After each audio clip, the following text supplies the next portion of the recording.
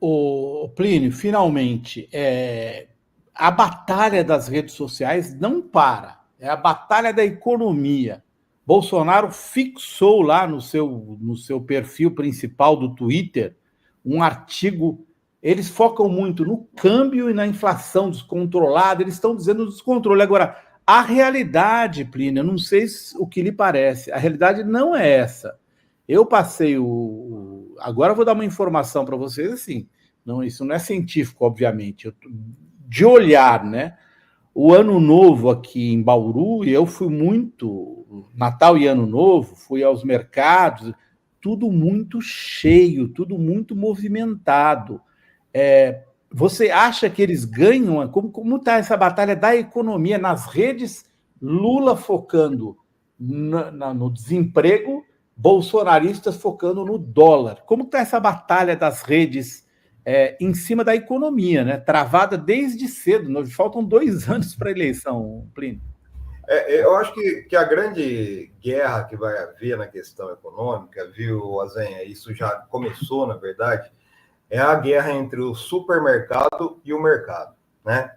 Eu atrelo muito isso. A popularidade do Lula está muito atrelada ao preço do supermercado. As pessoas estão tendo um ganho, estão tendo emprego, mas o poder de compra, né, realmente assim, embora muita gente tenha consumido, houve um aumento, teve dados já, principalmente em relação ao Natal, que houve um aumento do consumo, né? Existe essa questão dos preços nos supermercados, que tem que ser controlados. É uma coisa que preocupa, mas não é uma coisa totalmente estrondosa. Então, acho que é essa que tem que ser a preocupação do governo.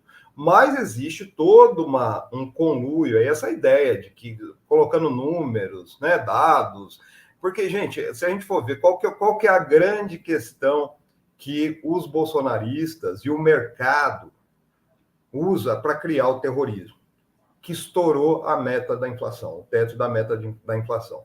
Qual era o teto da meta da inflação para 2024? 4,5. As projeções do IBGE dizem que vai chegar a 4,7. É 0,2, é ínfimo, né? Se a gente for pegar, por exemplo, a inflação dos Estados Unidos, muito provavelmente vai ficar acima do que a gente vê aqui no Brasil. Só que existe toda essa guerra de bastidores e principalmente, viu, Azenha, eu acho que isso é uma questão muito importante que o governo deve focar, que daí é uma competência do Haddad e dessa articulação com o Galípolo, que agora é o presidente do Banco Central, é da conversa com o mercado. Existe, qual que é a estratégia dentro do mercado para fazer o dólar chegar acima dos R$ 6? Especulação política. Especulação política parte dos grandes investidores, dos grandes banqueiros, dos donos desses fundos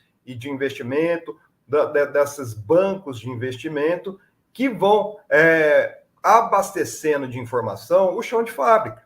Então, daí cria um pavor, um terror, que é o que aconteceu, por exemplo, esse fim de ano, com a aceleração do dólar.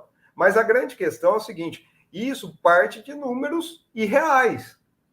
Inclusive, teve esse fim de semana, acho que foi esse fim de semana, não, nesses últimos dias, eu estou meio confundindo aí os dias por causa de feriado, fim de semana, mas teve um artigo que o Sérgio Moro fez sobre isso, que é um primor, que você vê que ele não tem entendimento nenhum sobre a diferença entre Boletim Focus, que é uma projeção feita pelo 171 do mercado, 171 que é o número de agentes financeiros ouvidos pelo Banco Central na pesquisa Focus, e os números reais da economia, né? Inclusive o Moro chega a falar, não, mas salvaguarda o PIB, que deve crescer 3,5%. Gente, crescimento de 3,5% é um ótimo crescimento diante do quadro que a gente está vivendo, de achaque, né? Mas a grande questão a gente tem que focar, porque existe, sim, essa movimentação especulativa, e é uma especulação política, não é econômica, é política, em torno principalmente da alta do dólar. Porque qual que é a consequência disso, né, Zenha? É sempre bom a gente frisar, porque assim, a alta do dólar vai gerar automaticamente uma alta da inflação pelo simples fato de os produtos que são importados ficarem mais caros. Então é isso que acontece. Só que se a gente for ver o empenho do governo, né, esse ano não teve aumento do diesel, por exemplo. né? Que é o principal fio que puxa os preços, principalmente da alimentação, por exemplo, né? Os preços do supermercado estão sendo puxados pelo consumo, não é pela base, né? Por questão de logística, por exemplo. Então, o governo tem que se preocupar com o supermercado e, ao mesmo tempo, conversar, né? E tentar ali, de alguma forma, acalmar os ânimos dos chacais do mercado, que são aliados aí a uma política ultraliberal, neofascista. Aliás, em relação a isso, viu, Azen, só para a gente fechar aqui esse comentário, eu acabei de subir uma nota lá na revista Fórum.com.br sobre o Partido Novo, que é o principal representante, né, a principal sigla defensora desse ultraliberalismo. Eles são tão sacanas, vamos falar a palavra certa, que eles tentaram pegar carona nessas decisões do Dino sobre as emendas parlamentares para barrar um programa que é essencial para o Ministério da Saúde. A grande proposta do Partido Novo, qual que é? Vamos privatizar tudo, inclusive a saúde, né? Mas eles entraram com uma ação no dia 31 de dezembro para suspender os recursos de um programa de trabalho do Ministério da Saúde que destina recursos para procedimentos de média e alta complexidade do SUS, né? Alegando que isso estava sendo feito pelas emendas de relator e das comissões, que foram as barradas pelo Dino. Mas o Dino é muito astuto, muito inteligente, muito conhecedor da legislação, né?